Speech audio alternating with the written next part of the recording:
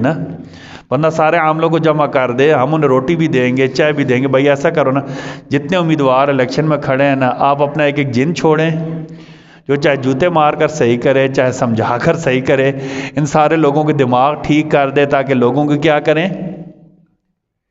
اور اگر کوٹا میں بہت زیادہ عامل ہیں، چلو پنڈی کو تو چھوڑ دیں، کوٹا کے عامل اکٹھے ہو جائیں. سلیمان علیہ السلام نے جنوں سے کیا بنوائی تھی؟ مسجد بنوائی تھی. بنوائی تھی یا نہیں بنوائی تھی؟ بولیں. نہیں بنوائی تھی؟